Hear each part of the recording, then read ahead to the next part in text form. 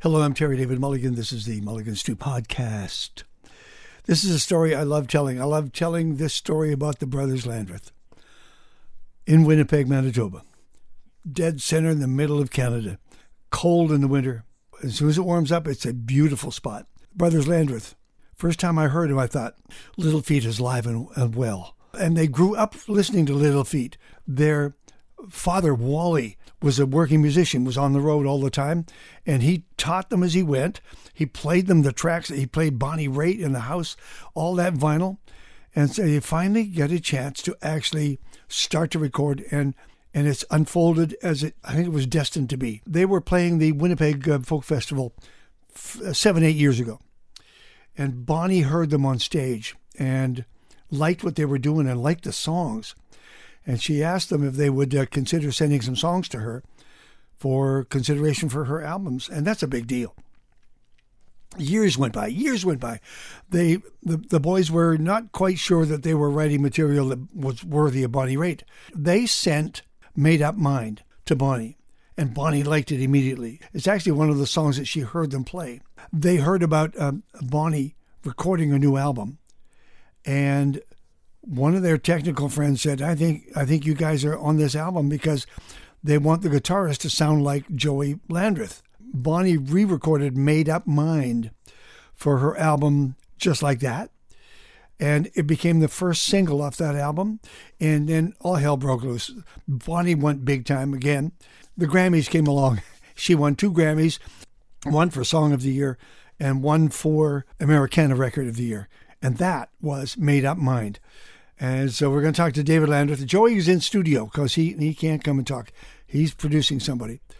But there's in the middle of this interview, there's the audio version of a video, home video, that Joey's wife shot as the winning, and their name was announced on the Grammys by Bonnie. It's a great moment. On the video version of this interview, you can see the whole thing. It's very cool. Do enjoy this. I'm thrilled and delighted to welcome back David Landreth and the brothers Landreth to the Mulligan Stew Podcast. I have to tell you, I rarely talk about the times that we do these interviews, but I found David Landreth. It's 8:30 my time. I'm in my pajama bottoms. I don't care because I've got him on screen and we're talking to him. Hello, David. Hi, Terry. It's good to see you again. Where are you? What part of the house are you in now? I'm in we have master bedroom. No, we're in the record label office. We are on the 3rd floor of the Burton Cummings Theater. We have a little office right behind the men's washroom. And if you didn't know we were here, you'd think that we were working in a storage closet, but it's actually a beautiful little office with windows looking over downtown. And you can smell the urinal pucks from 10 feet away. And it's our little sanctuary. Very nice. It's good to get out of the house.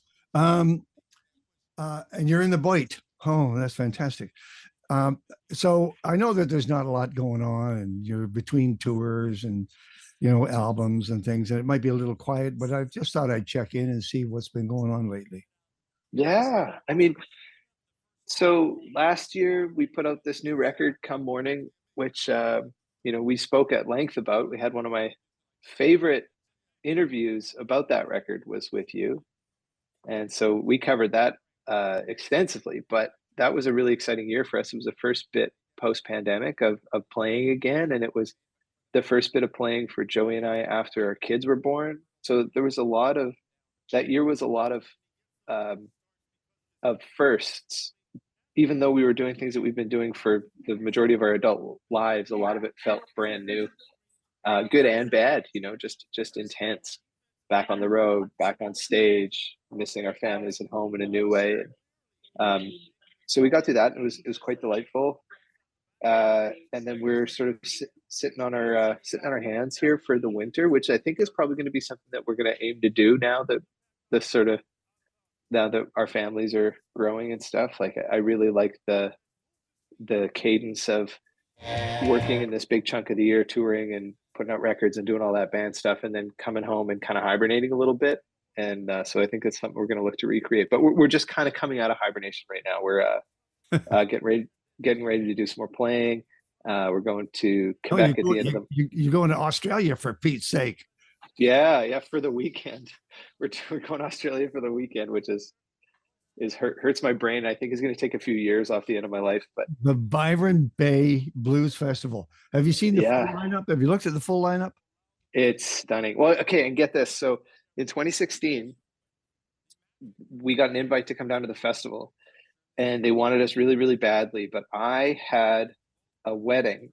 My One of my best friends had asked me to be the best man at his wedding, and I could not for the life of me um, live with the idea of standing him up at his wedding. So I just said I can't do it. And Byron Bay said, "Well, what about your dad?" So they subbed in my old man for me, and the band went with my dad Yeah. to play bass. So they Go went to the Wally, go festival. Wally, go. Go Wally, go! Which was a highlight for him, as you can imagine, like going out with this, going out with Joey and the band, and getting to see. He's never traveled like that before, never been overseas. So they went, and then they came back, and then for the next 4 or 5 years, all I heard was this festival is just the greatest festival you'd never imagine. It's so incredible. It's run so well. The music, the art, blah blah blah. So I'm very excited to go back. Okay, I just want to tell the audience, if you haven't looked it up, the Byron Bay Blues Festival starts April 6th, I think it is. The Doobies, Elvis Costello, Jackson Brown, Joe Bonamassa, Beck, Jason Isbell, the 400 unit, Buddy Guy, Steve Earle, Larkin Poe, Lucinda Williams, Trombone Shorty, Mavis Staples, Allison Russell, Keb Mo, St. Paul and the Broken Bones, the Brothers Landreth, and Bonnie Raitt. Great segue. Nice. You're a pro. That was slick. Well, I think, and you and Bonnie, you guys and Bonnie will be in the same place at the same time. That will be a fantastic moment when you finally get to hug each other. I'm really looking forward to it. I sure hope that we can. We will find a moment to connect. You better. I'm sure. Yeah. No kidding. There will be some tears. It'll be good stuff. You told. I went back and listened to the story you guys told me in a previous interview about how the connection with Bonnie came to be at the Winnipeg Folk Festival, and how I think you might have said, she wanted songs, and we tried to give her songs, and we didn't feel they were up to snuff, and they just wouldn't work. And I think you said it took 7 years to finally come to fruition. Did it take that long? It did. And, now that we've kind of come to this point in the story, I have a little bit more clarity on it, because we've had a couple of conversations back and forth over email. We've corresponded a bit. And to hear her say it, she heard us play Made Up Mind on stage at the Winnipeg Folk Festival. And apparently, she knew in that moment that she wanted to cover that song at some point. She heard it and thought, I want to cut that song. I don't know when, I don't know what record, but I want that track. So I mean, take that for what it's worth. I mean, it's coming straight from Bonnie herself. And it did, like, we stayed in touch over the course of like 7 or 8 years, and maybe sent a handful, because you have one of your greatest heroes' email addresses. You don't want to pester them. So we shared some stuff over the years. I know a really nice moment for Joey was sharing the Lowell record that he did, the All That You Dream tribute to Lowell George from Little Feat. Sure. Which was a project that was so important to Joe, and he was so proud of. And he sent it to Bonnie, just because he, one of the things that we chatted about when we met her at Folk Fest, and one thing that I'll remember for the rest of my life, was hearing her talk about her friend Lowell. We're sitting here talking to one of our biggest heroes, or one of our idols, and she's being so candid about missing her friend Lowell. And we kind of just talked about like what his, music, how much we loved his music, how much it was important to us. She spoke about it as well, but obviously it's a very different thing. This was her friend. This was her, a person that she really loved and cared about. So that was a cool moment. Joey puts out this record. He sends it to Bonnie, and she sent a really beautiful and heartfelt response to that, which meant everything to Joe because of how dear this project was to him, and to know that it resonated with her. Yeah. And that, because you've it's an ambitious thing. It's not just about like, you can step on stage and play top 40 tunes. You can cover a song, but when you do an ode to somebody that has been so instrumental in shaping who you are as an artist, you want to do it right. And to get the nod from Bonnie that Joey did it justice, I think was really, really impactful for him. So just these threads that weave through these relationships, and they're strange, and I've never seen her since. We haven't crossed paths. I haven't seen her on the road. We haven't been in the same place at the same time. Few emails and a song tie us together. It's just bananas. Yeah, we'll get to the song. I'll show you my Lowell George moment. Please. I think it's right here. Hold on. Oh, for those of you at home, I can actually see Terry's buffalo plaid pajama bottoms. I thought you were just being silly, but no, the man is actually in his PJs. All I had to do was just get dressed on top. The bottom takes care of itself. So this is my Lowell George moment. This is when I discovered Lowell George. Let me see if I can get that up there. My God. That's me doing yet another interview with Zappa. Frank Zappa. I think in the Canucks dressing room. And so Lowell would have been in the band? In the band. Oh my God. Was that as the Mothers? Yeah. Yeah, wild. Yeah, early on. Oh. I mean, Zappa, there's a guy like, he's got to be responsible for launching more careers than NASA. Flo and Eddie. The whole thing. He came out one year with a no bass player, but 3 tubas. The bassist. The tubas carried the bass line. It was fantastic. Anyway, of course, I digressed. Yeah, that's a whole other. Okay, so I will say this though. Like, of all the artists that we lost young, I do often find myself wondering what the music landscape would look like if we had had another 20 or 30 years of Zappa. Well, yeah. he would have been during, for example, during the Trump years, he would have been all over it. Totally. Yeah. Complete. There'd be a concept album because of it. And he was that kind of guy. He reflected the sociology around him. He was brilliant. I was talking to Meg last night. She said, what'd you like about it? I said, just because he could talk about mathematics or space or whatever. And he was the only one in the room being the Pacific Coliseum, 10, 15,000 people, the only one who was straight. Everybody else was stoned out of their mind. And he was the straightest guy in the room. He didn't want to play. He didn't want guys on stage with him that were stoned. That's it. Yeah. Because he was asking a lot of them, and he was a conductor. Anyway. Truly. And a brilliant sense of humor if you found the right buttons to push. Okay. David Landreth. Where's your brother? Is he just on the other side of the? He's in this can.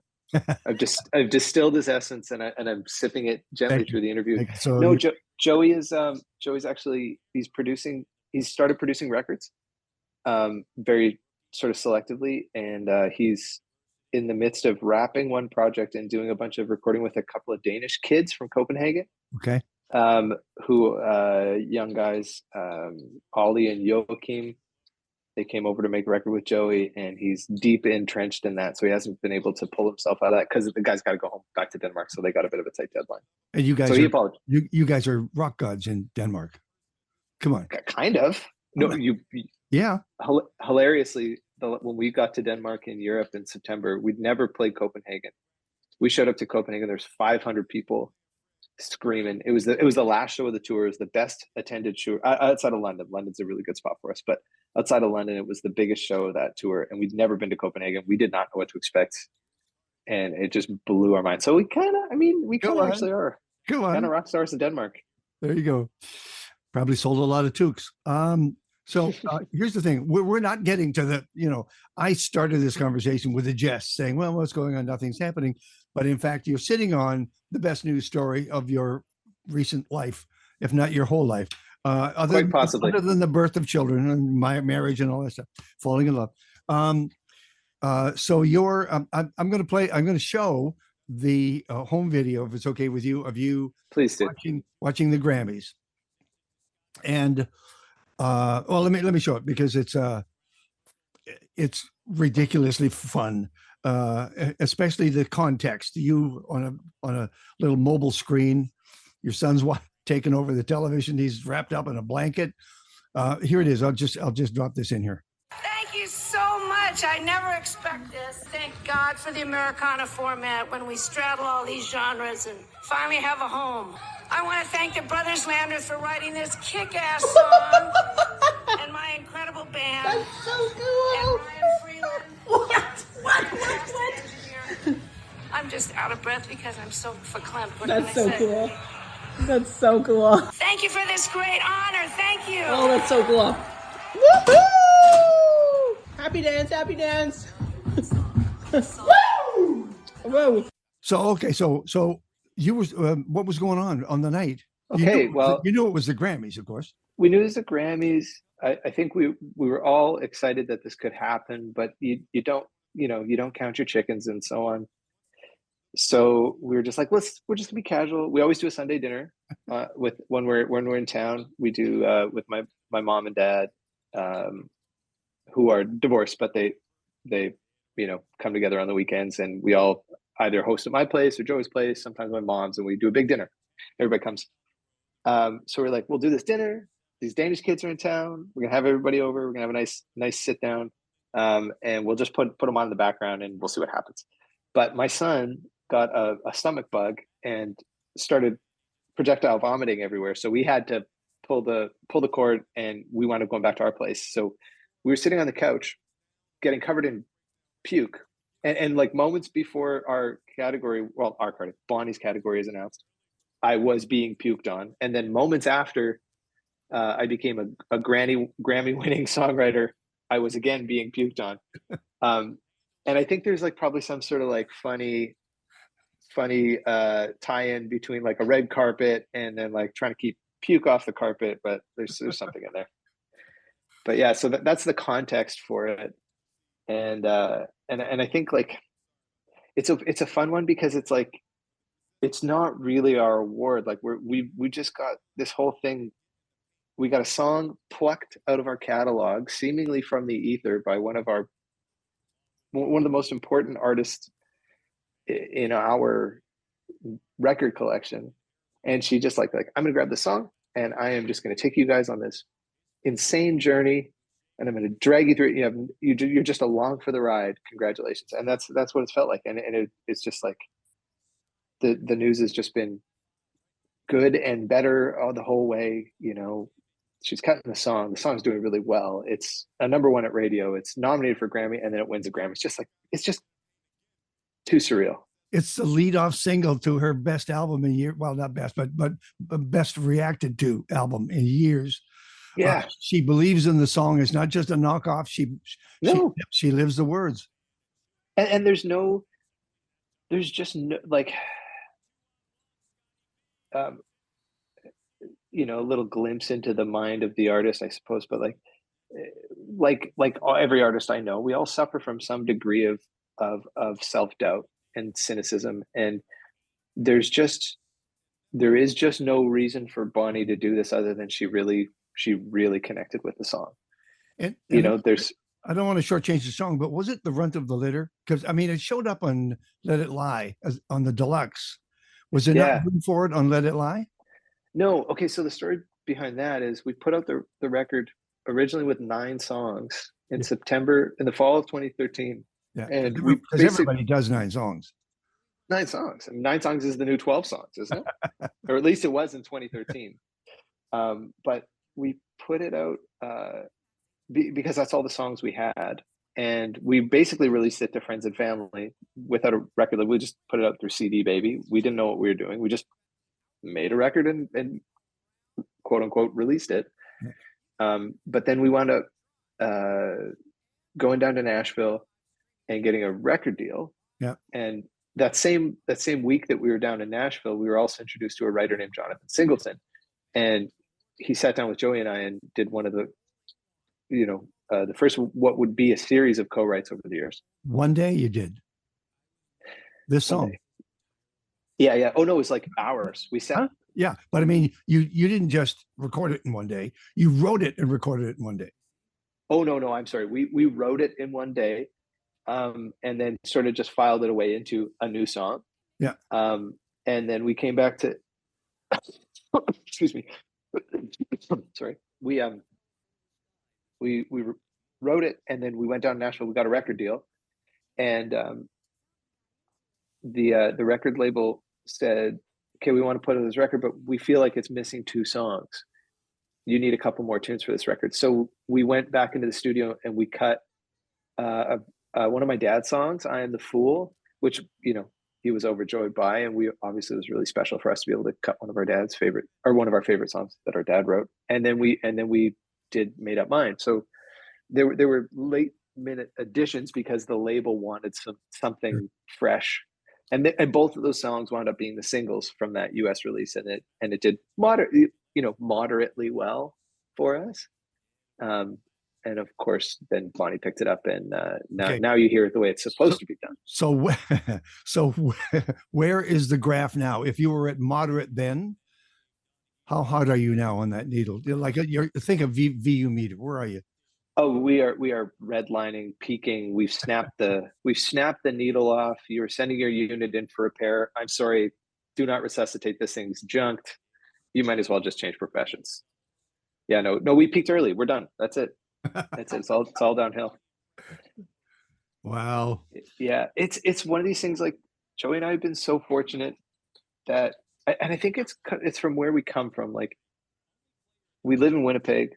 We've grown up in this really blue collar city.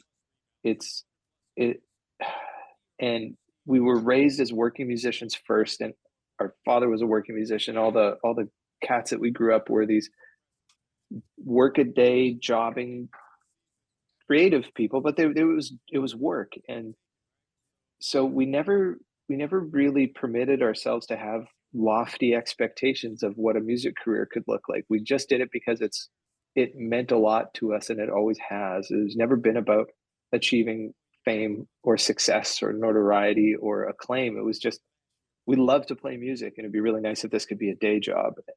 And so when things like this happen, they so far surpass whatever, like, my imagination is not grand enough to dream up something like this, to have like, and I can't impress it enough. Like, Bonnie Raitt was an indelible part of the soundtrack to our childhood. Well, if I can, that's why I was counting titles. When you guys formed in 2010, which is, I believe the notes on the page, she had already had 12 albums. Right. So you were you heard a lot of that music. Nick of Time, of course, came along and just blew everyone away. So and I think Nick of Time was 89. Yeah. And so, like, there's a whole pile of records that we grew to know really, really well. Nick of Time was obviously a favorite. I was born 85, Joey was 87. So those records were out and playing, but they were, like, from a very young age, they were being played on our stereo at home a lot. And Nick of Time, Silver Lining, Fundamental was another one. These ones came later, but they were just sort of standout favorites. But anyways, just the handful of records that they made, and the Dawn Was stuff that obviously propelled her to stardom. Sure. Like, these records were really important to us, and the way that we internalize that music runs deep. It's so far beyond, like, emulation or nods. It's just like, it's a part of our musical bone marrow. Her and Lowell George, John Hyatt, Lyle Lovett, Joni Mitchell, Ry Cooder. These are the artists that, like, you couldn't remove that from us if you tried. It's impossible. It's like, it is so deeply printed on who we are as artists, because those are the sounds that we grew up. It's the first of 2 award shows, of course, that you're going to be heading into. I mean, you're coming out of the Grammys, you're heading for the Junos in Bonnie, Edmonton. Best contemporary roots. When's the last time you looked at that list? And how many are friends? Fortunate ones? The Fortunate Ones, yeah, East Pointers. I mean, Sakura and Blackie and the Rodeo Kings. Mark. Blackie. Yeah, I mean, I know Blackie and the Rodeo Kings really well. I couldn't believe like we were in the same category in 2015, and we wound up nabbing the award, and it felt sacrilegious. Yeah, and to me, the Blackie and the Rodeo Kings have always been the Canadian traveling Wilburys, and like a bunch of my favorite writers, and like, did I ever tell you a story about me being mistaken for Tom Wilson? No, not even today. Wow, what? So 2015, the Junos, the night of the awards, we went out for Thai food, and I go into this restaurant in Hamilton, and this little kid, and at the time I had long hair and it wasn't as gray as it is now, and I had past my shoulders or whatever, and very scruffy looking fellow. And we walk into this Thai restaurant. This little kid, like 3 years old, runs up to me and goes, "Grandpa, Grandpa!" Gives my legs a big hug, and I look at him like, nope. And the lady comes over and gives a howl and says, "No, you look just like his grandpa, Tom." And we chat for a little bit, and then I patch it together. It's Tom Wilson, of course, being a Hamilton native, right? And so anyways, that happened. I love that. You could have played that one. I want to ask you just a couple of quick things, and then I'll let you go. Birthday cake. You started it's a project. It's a label. It's a home for. It's an idea, man. It's like a birthday cake. Yeah. How goes it? I mean, I see Begonia is coming along, and we're going to be talking all about her and her music. Amazing. How large can you control how large it gets or how involved you are? Like I'm pretty linked to it. Like, so Joey, Stu, and I started this in 2018, and it was meant to just be a bit of a side hustle. Stu and I saw an opportunity to help people out with publishing administration. Is something that sure. No, I know a little bit about, really geeky music biz stuff, rights management. But when the pandemic hit, and then we kind of accidentally started a record label. When the Bros put out our second record, 87, we didn't like the deals that we were being offered, and we thought, we could probably do this better ourselves. And so we tried, and arguably didn't, because we didn't know what we were doing. But in the process, we accidentally started a record label, and then we accidentally started releasing a bunch of music from our friends. And then all of a sudden we just were a record label. But then we were also an artist management company and a publishing company. And then things started to get very deliberate when the pandemic hit, and there was no more touring to be done. So Stu and I kind of put our heads together and started building this company. And currently we're like 11 full-time staff, and we've got just a mountain of incredible artists that we work with that are doing really, really well. There's a new record from Begonia that's just stunning record. And Leith Ross is an artist that we manage that's having a ton of success. Field Guide's another cat from Winnipeg here that's doing really, really well. So just lots and lots of cool shit coming up. Okay. And most of it based here out of the prairies, so sort of Western Canada. Okay, well, that's what I'm going to talk to you after we finish. So you're not going to be touring a lot. Will you do festivals this summer? TBD, yes, but I'm not. Yes, I know one of them. I know one of them, but other than that, you could do a series, couldn't you? Yeah, we're gonna do some. I just can't say which ones yet because they haven't announced. But yeah, we will be doing some summer touring, and we are going to be touring this year. We just things are a little slow in firming up and getting on the calendar, but we'll be out starting, basically kicking off with Australia. Okay. And just back to the Junos for a second. Enjoy yourself up there. We hope to find you on the Juno couch. Yeah, I'll chase you down. I'm sure Jim Cuddy will have a couple of questions for you. And maybe we can put you and Blackie on the same couch. Oh, yeah, don't tempt me with a good time. We need some tension there. We need some whatever. I don't know. And finally, how's Come Morning doing? How's the album doing? I think it's out there, and we got a lot of press for this album, more than we've ever had, and people responded really well to that. Got some really cool reviews, and really thoughtful insight. I think people are appreciating it for what it is, which is another kind of slow burn of a record. There's a lot to sort of investigate there, and I'm enjoying the fact that people seem to be doing just that. Well, there's other stuff going on that's drawing their attention to it as well. This is really good. As I said, this is your best Christmas present ever. Yeah, Ever. so you say that again. The next interview I do today is with Booker T. Jones of Booker T. and the MGs in Stax Volt.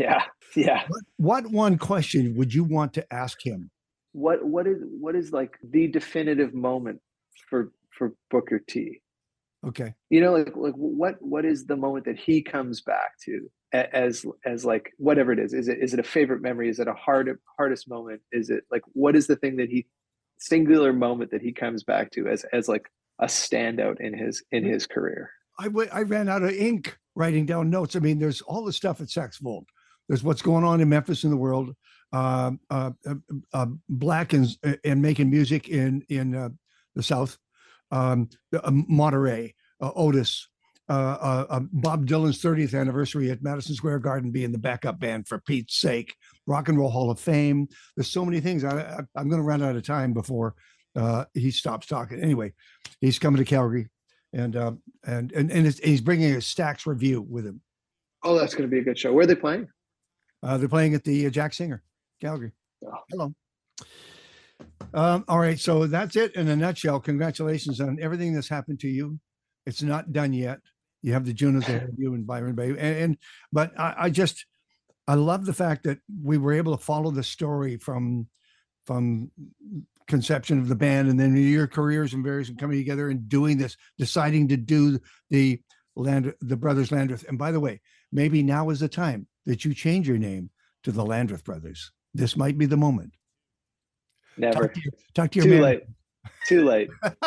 Old dog, new trick. Forget it. Okay, Evan Flo. Any message to your fans? Oh man, no, just gratitude. Thank you for being here. Thank you for continuing to be patient with us as we very slowly release music the way that we do, and follow us along this journey, and give us all this creative freedom to be whoever we need to be. It's a gift. Okay. Gratitude. I said this on the air the other day. Thank you. I'd like to see Mario Buckley and the Brothers Landreth get together a couple more times if they can, because I keep playing that EP. That's a good, that track that we cut was so good. That track was fantastic. Yeah, I was so happy with that. I wish, there's a lot of times when you put out a piece of music and it just doesn't get the attention that it deserves, and there's not always a whole lot you can do about that. Sometimes that's just the fate of them. But like that one, it was really good. It was like that song that we wrote, I was so happy with the way it turned out, and not a lot of people heard it. When I Call Your Name. When I Call Your Name, but also the song that we wrote together, like Sure. Mostly Marielle. Good, I think it's called Goodbye. It's really nice. It's a really nice track. She's doing well too. All right, thank you for this time. I appreciate it very much. You know that. Oh man, anytime, Terry. It's always fun chatting with you. And I love the home movies. Love the home movies, especially that you're watching on your phone up against a jar of some kind. Like that. It's so humbling. Having children is just the most grounding thing ever. It's and really your wonderful. victory dance was brilliant. I didn't know I was that spry. Not until that moment. Thank God you were dressed. I thought. Say hello to Joey. Yeah, we'll do, Terry. Take care, man. David Landreth, the Brothers Landreth, talking about Bonnie, the Grammys, his brother Joey, and Made Up Mind, and Bonnie's album Just Like That, and their album Come Morning. They have such a, like, if they're a sailing ship, they just hit a beautiful wind, and they're going to be blowing through music for years to come. And they're prepared. They're ready to go. These guys can play and sing and write, and they got their heads about them. They're good people.